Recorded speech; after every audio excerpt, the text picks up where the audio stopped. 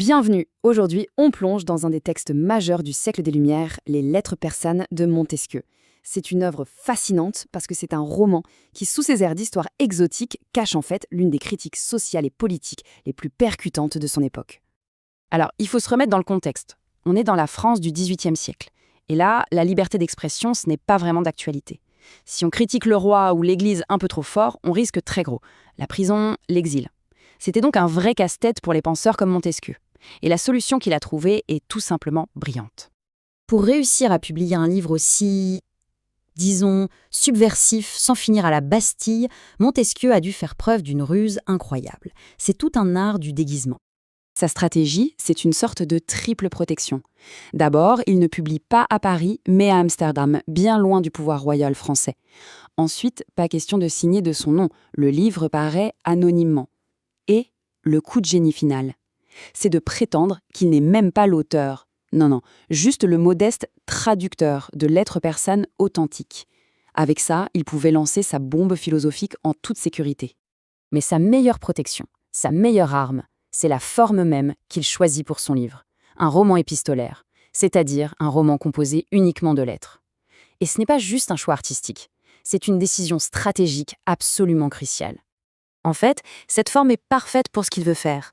Le fait d'avoir plein de lettres de personnages différents, ça lui permet de multiplier les points de vue. Ça l'autorise aussi à passer d'un sujet à un autre sans transition. Un jour la mode, le lendemain la justice. Et pendant que le lecteur est captivé par l'histoire d'amour et de jalousie qui se passe dans le sérail, eh bien Montesquieu en profite pour glisser ses idées les plus audacieuses. C'est très, très malin. Bon, alors entrons dans le vif du sujet. L'histoire, c'est celle de deux seigneurs persans, Usbek et Rika. Ils quittent leur pays, la Perse, et débarquent à Paris. Et là, ils commencent à écrire à leurs amis pour décrire tout ce qu'ils voient, avec un mélange d'étonnement et, il faut le dire, de totale stupéfaction. Et ça, c'est la clé de tout le livre. C'est ce qu'on appelle le regard éloigné.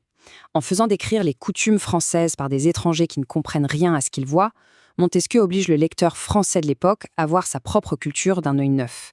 Et tout ce qui semblait normal, tout d'un coup, devient bizarre, voire complètement ridicule. Et ce regard, il est double. D'un côté, il y a Rika. Il est jeune, il est drôle, il s'amuse des folies parisiennes, de la mode, des conversations de salon. C'est l'observateur piquant. De l'autre, on a Usbek. Lui est plus âgé, plus sérieux, il ne s'arrête pas aux apparences, il s'interroge sur les choses profondes. Les lois, la religion, la nature du pouvoir.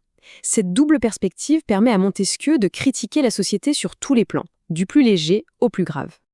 Et les critiques qu'il formule sont d'une audace incroyable pour l'époque. Prenez cette phrase, par exemple. Quand il dit que le roi est un magicien qui fait croire que du papier et de l'argent, c'est une attaque à peine voilée contre le système financier de la monarchie, mais présentée comme une simple observation naïve. Et pour la religion, c'est un peu plus direct. Traiter le pape de vieille idole et de magicien qui fait croire que trois ne sont qu'un, là, il s'attaque directement au dogme de la Trinité qui est au cœur du catholicisme. On comprend tout de suite pourquoi il a préféré rester anonyme. Mais au-delà de ces pics satiriques, le personnage d'Usbek va beaucoup plus loin. Ses lettres se transforment peu à peu en véritable réflexion philosophique. Il se demande quelle est la meilleure façon de gouverner, ce qui est juste, ce qui ne l'est pas. En fait, il pose déjà toutes les questions qui seront au centre de son futur grand chef-d'œuvre, l'esprit des lois. Mais le génie de Montesquieu, ce n'est pas seulement cette critique de la France. Car pendant qu'on lit les aventures parisiennes de nos deux persans, une autre histoire, beaucoup plus sombre, se joue à des milliers de kilomètres de là. Et c'est là que tout le roman bascule.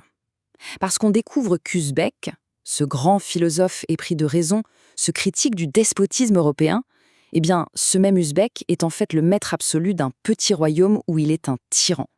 Ce royaume, c'est son sérail à Ispahan en Perse.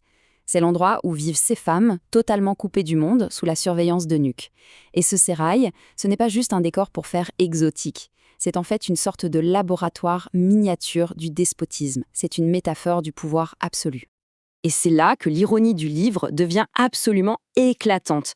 Usbek, le grand penseur des Lumières à Paris, se révèle être un despote chez lui. À Paris, il critique le pouvoir absolu du roi, mais dans son sérail, il l'exerce sans aucune limite. Il parle de liberté, mais il maintient ses femmes en esclavage. C'est son immense contradiction, son angle mort. Et forcément, ça ne pouvait que mal finir. Avec Usbek qui est absent depuis des années, son système tyrannique commence à se fissurer. Les lettres qu'on reçoit du sérail racontent une descente aux enfers progressive. D'abord, la discipline se relâche, puis la jalousie et les conflits éclatent, ensuite la révolte gronde, jusqu'à l'implosion totale du système. On arrive maintenant au dénouement, qui est à la fois tragique et profondément philosophique. Parce que l'effondrement du sérail, ce n'est pas juste une anecdote dans le récit, c'est la démonstration même que la tyrannie est vouée à l'échec. Et la leçon la plus forte du livre, elle ne vient ni d'Uzbek, ni de Rika. Elle vient de la dernière personne dont on s'attendait à l'entendre, Roxane. C'était l'épouse préférée d'Uzbek, celle qu'il pensait être la plus vertueuse, la plus obéissante. Juste avant de mourir, après avoir été découverte avec son amant, Roxane envoie une ultime lettre à Uzbek. Et c'est une véritable déflagration. Elle lui révèle que toute sa soumission, toute sa vertu, n'était qu'une immense mascarade. Elle a toujours été libre dans sa tête, et elle a fait semblant pour survivre. Sa mort, c'est son dernier acte de liberté, une révolte ultime contre sa tyrannie. La leçon est terrible pour Uzbek comme pour nous. Le message de Montesquieu est clair, la tyrannie, qu'elle soit politique dans un royaume ou domestique dans une maison, porte en elle les graines de sa propre destruction. On ne peut pas défendre la liberté en théorie et la piétiner en pratique. Au final, les lettres persanes sont bien plus qu'un roman.